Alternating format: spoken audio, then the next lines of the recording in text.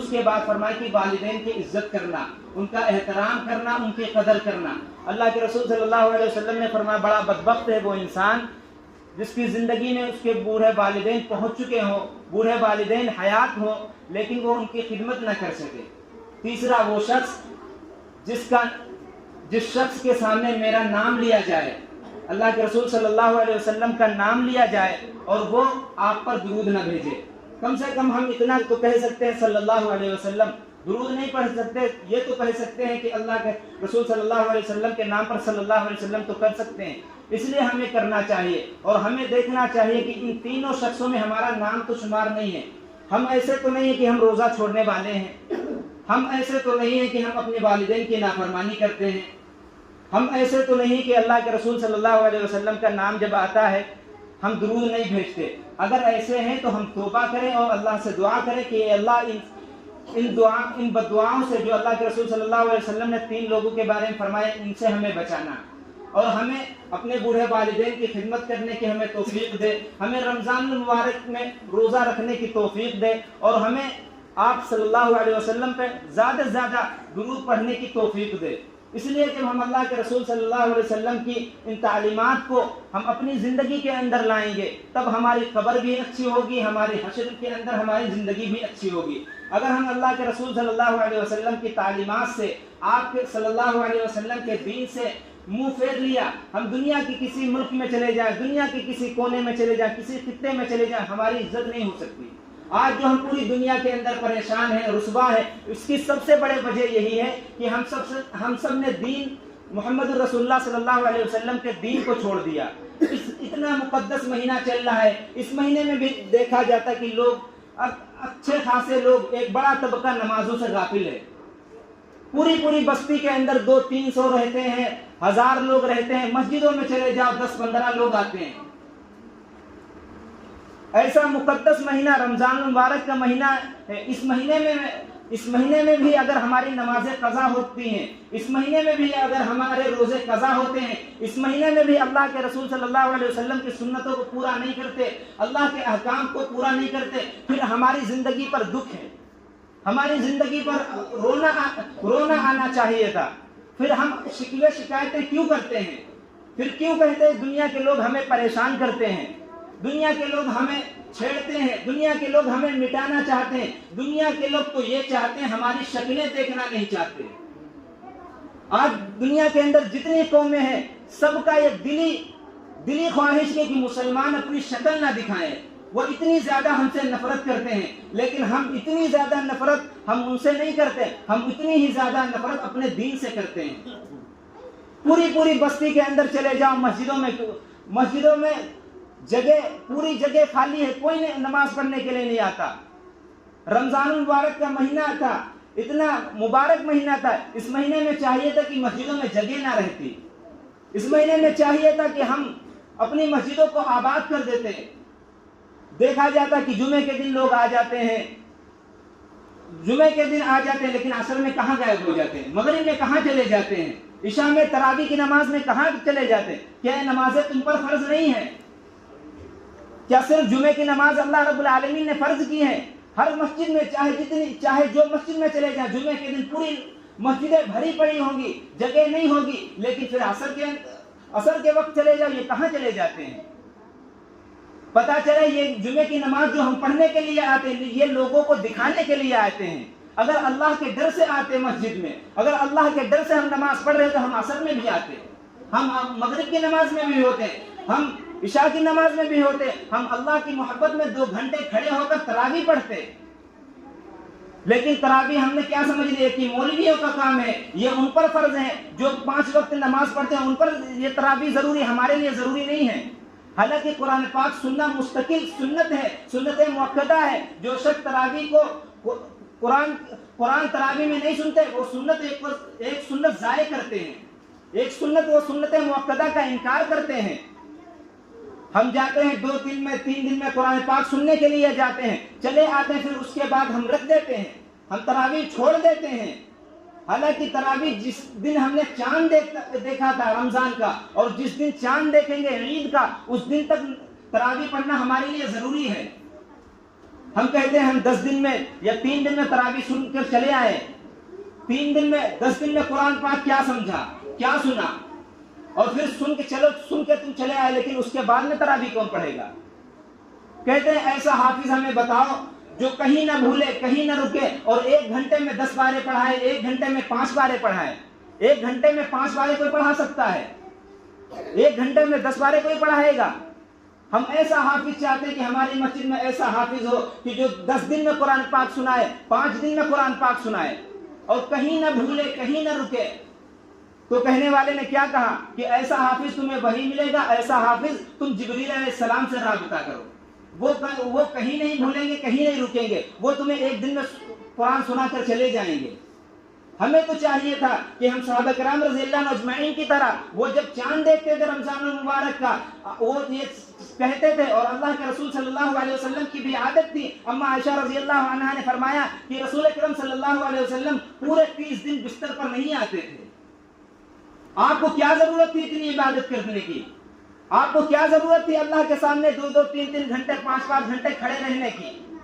آپ تو بخشے بخشائے تھے، آپ تو معصوم تھے، آپ کے کوئی گناہ نہیں تھا، لیکن آج ہماری زندگیوں میں گناہ بھرے پڑے ہیں، ہمارا اعمال نامہ سیاہ ہو چکا ہے، لیکن ہم بھی رمضان مبارک کے مہینے میں بھی عبادت نہیں کرتے۔ ہم رمضان مبارک کو بھی غفلت میں گزار دیتے ہیں، سونے میں گزار دیتے ہیں، کھانے میں گزار دیتے ہیں، تفریح میں گزار دیتے ہیں۔ رمضان المبارک کا اتنا مقدس مہینہ ہے جس کے بارے میں اللہ کے رسول صلی اللہ علیہ وسلم نے فرمایا کہ جو شخص رمضان المبارک کا مہینہ پائے اسے چاہیے کہ روزہ رکھے، اسے چاہیے کہ تراویح پڑھے، اسے چاہیے کہ اللہ کے سامنے روئے، توبہ استغفار کرے اور قرآن مجید کی تلاوت کرے۔ لیکن آج ہمارا تعلق مسجدوں سے بھی دور ہے، قرآن پاک کی تلاوت سے بھی دور ہے۔ ہم روزانہ کتنا پارہ پڑھتے ہیں؟ ہم روزانہ قرآن پاک کے ساتھ کتنا وقت گزارتے ہیں؟ ہم میں سے ہر شخص جانتا ہے۔ ہمیں چاہیے تھا کہ قرآن مجید کی تلاوت کرتے اور پھر اس کی تفسیر پر اور اس کے ترجمے پر ہم غور کرتے۔ اللہ کا کلام ہمارے پاس موجود ہے، قرآن پاک ہمارے پاس موجود ہے، ہمیں چاہیے کہ ہم اس سے سبق لیتے، اپنی زندگیوں کا رخ قرآن مجید کے مطابق گزارتے۔ ہم نے کیا سمجھ لیا کہ یہ قرآن پاک صرف تعویذ کے لیے ہے، یہ جھاڑ پھونک کی کتاب ہے۔ جب کوئی مصیبت آئے، پریشانی آئے، ہم مولوی صاحب کے پاس چلے جائیں اور کہہ دے کوئی آیت پڑھ کے ہم پر دم کر دے۔ یہ قرآن مجید اس لیے آیا ہے، قرآن مجید تعویذ کے لیے ہے۔ قرآن مجید تو اس لیے تھا کہ ہم اس کو پڑھتے اور جو اللہ کے رسول صلی اللہ علیہ وسلم نے اور اللہ تعالیٰ نے جو احکام قرآن مجید کے اندر فرمائے وہ ہم کرتے۔ اس کے حرام جن چیزوں کو قرآن پاک نے حرام کیا ہے ان کو ہم حرام جانتے، جس کو حلال کیا ان کو ہم حلال جانتے، پھر اس کے مطابق ہم زندگی گزارتے۔ ہم قرآن مجید کی تلاوت کرتے اور اللہ کے رسول صلی اللہ علیہ وسلم کے صحابہ سے ہم رہنے کا ڈھنگ سیکھتے۔ اللہ کے رسول صلی اللہ علیہ وسلم کے طریقے پر ہم عمل کرتے۔ اللہ کے نبی صلی اللہ علیہ وسلم کا ارشاد ہے رمضان المبارک کا مہینہ اتنا مقدس مہینہ ہے، اتنا برکت والا مہینہ ہے، یہ مہینہ جب شروع ہوتا ہے اللہ رب العالمین آسمان کے دروازے کھول دیتے ہیں، جنت کے دروازے کھول دیتے ہیں، جہنم کے دروازے بند کر دیتے ہیں۔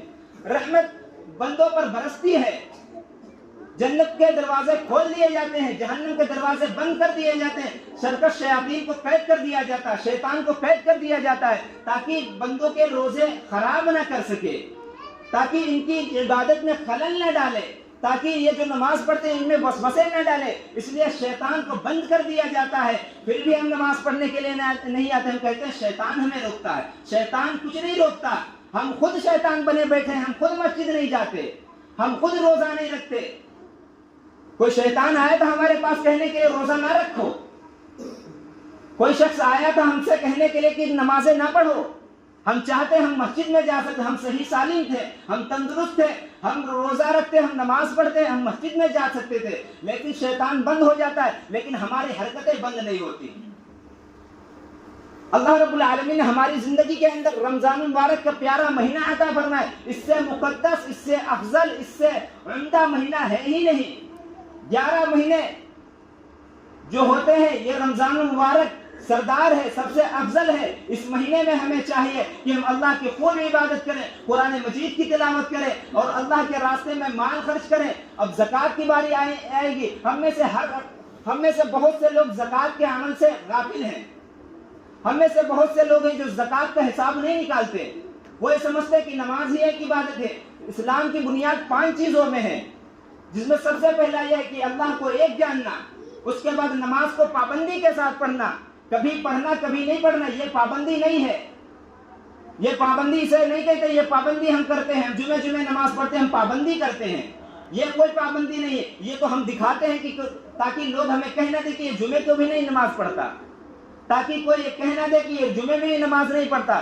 کہتے ہیں کہ 3 جمعے جو شخص نماز نہیں پڑھے گا وہ کافر ہو جاتا ہے، جو شخص 3 جمعے نماز نہیں پڑھے گا، جمعے کی نماز نہیں پڑھے وہ کافر ہوگا۔ ایسا کچھ نہیں، اللہ کے رسول صلی اللہ علیہ وسلم نے فرمایا جو شخص ایک بھی نماز جان بوجھ کر چھوڑ دے وہ کافر ہو جاتا ہے، ایک بھی نماز جان بوجھ کر جو چھوڑ دیتا ہے وہ کافر ہو جاتا ہے۔ ہم جمعہ لیے بیٹھے ہیں، ہم کہتے ہیں اس لیے ہم جمعہ پڑھتے ہیں تاکہ لوگ یہ نہ کہہ دیں کہ یہ جمعے کو بھی نماز نہیں پڑھتا، حالانکہ جتنا جو شخص جمعہ کی نماز چھوڑتا گنہگار ہوتا ہے، اتنا ہی اگر عصر کی نماز چھوڑے گا گنہگار ہوگا۔ جمعہ بھی فرض ہے، عصر کی نماز بھی فرض ہے، مغرب کی نماز بھی فرض ہے، 5 نمازیں فرض ہیں، اور فرض ادا کرنا ضروری ہوتا ہے۔ جب کسی قوم کے اندر فرض ثابت ہو جاتا ہے، فرض چھوڑ دیتے ہیں، اس قوم پر اللہ کا عذاب آتا ہے، ظلم بڑھ جاتا ہے۔ آج ظلم بڑھ گیا کہ نہیں بڑھ گیا؟ فساد بڑھ گیا کہ نہیں بڑھ گیا؟ یہ صرف فرض چھوڑنے کی وجہ سے ہوتا ہے۔ آج ہم سب نے فرض چھوڑ دیا، حالانکہ اللہ کے رسول صلی اللہ علیہ وسلم کی عادت تھی، صحابہ کی عادت تھی، وہ فرض پڑھتے تھے، نفلوں کا بھی اہتمام کرتے تھے، وہ گرمی کا انتخاب کرتے تھے، جب گرمی ہوتی تھی اس وقت نفل روزہ رکھتے تھے۔ آج ہم کہتے ہیں کہ ہم سے روزہ رکھا نہیں جاتا، اس لیے گرمی بہت ہے، سردی بہت ہے۔ نہ گرمی کے روزے مشکل ہے، نہ سردی کے روزے مشکل ہے۔ جانتے ہو کن لوگوں کے لیے روزہ مشکل ہے؟ نفس پرست لوگ جو ہیں ان کے لیے روزہ مشکل ہے، ورنہ اللہ کی محبت میں روزہ رکھنا، بھوکے پیاسے رہنا کون سی بڑی بات ہے؟ صحابہ کرام رضی اللہ مجمعین جنگ کے اندر جاتے تھے، وہاں اتنی طاقت اور قوت کی ضرورت ہوتی تھی، اس وقت بھی روزہ رکھتے تھے، اس وقت بھی وہ نمازوں کی پابندی کرتے تھے، اس وقت بھی سنتوں کی پابندی کرتے تھے، اللہ کے رسول صلی اللہ علیہ وسلم نے جو فرما دیا اس پر عمل کرتے تھے۔ آج ہمارے پاس قرآن پاک موجود ہے، اللہ کے رسول صلی اللہ علیہ وسلم کی تعلیمات موجود ہیں، ہم میں سے کتنے لوگ عمل کرتے ہیں؟ ہم میں سے کتنے لوگ فرض روزے چھوڑ رہے ہیں؟ فرض نفل تو چھوڑ دیجئے، نفل کس سے کہا جائے، فرض روزہ چھوڑ رہے ہیں۔ حالانکہ جس شخص نے جان بوجھ کر ایک فرض روزہ چھوڑ دیا، زندگی بھر روزہ رکھتا رہے، اس فرض روزے کا ثواب وہ نہیں پا سکتا۔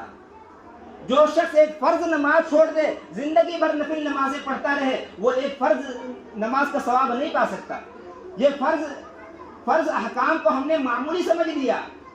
جب فرض احکام چھوڑے جاتے ہیں اللہ کا عذاب نازل ہوتا ہے، اللہ کی پکڑ آتی ہے، پھر جب اللہ کی پکڑ آتی ہے تو زمین پر ان کی مدد کرنے کے لیے کوئی نہیں آتا، زمین پر اس کی مدد کرنے کے لیے کوئی نہیں آتا۔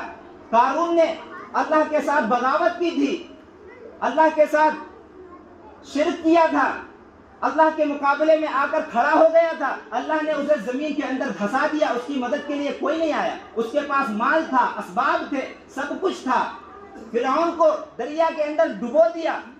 جب اللہ کے وہ کہنے لگا انا ربکم الاعلی، میں سب سے بڑا رب ہوں، جب وہ اللہ کو ایک ماننا اس نے چھوڑ دیا، اپنے آپ کو رب کہلوانے لگا، اللہ نے اسے دریا کے اندر ڈبو کے مار دیا۔ ہم کہاں کے رہنے والے ہیں؟ جب ہمارے اندر بھی فرض چھوٹیں گے، اللہ کے احکام چھوٹیں گے، اللہ کے رسول صلی اللہ علیہ وسلم کی سنتیں چھوٹیں گی، مسجدیں خالی ہوں گی، رمضان کے روزے ہم چھوڑیں گے، اللہ کے احکام چھوڑیں گے، پھر ہم پر بھی حالات آئیں گے جیسے اس وقت حالات آئے ہوئے ہیں۔ اس وقت حالات آئے ہوئے ہیں، لوگ ہم کو سمجھا رہے ہیں کہ آپ اتنے ٹائم نماز پڑھیے، آپ اتنے ٹائم جمعہ کریے، آپ اتنے ٹائم نماز پڑھیے۔ آج ہمیں لوگ سمجھا رہے ہیں، حالانکہ جب ہم دین پر عمل کرتے تھے لوگ ہمیں نہیں سمجھاتے تھے، بلکہ ہم سے مشورے لیتے تھے کہ ہمیں کیا کرنا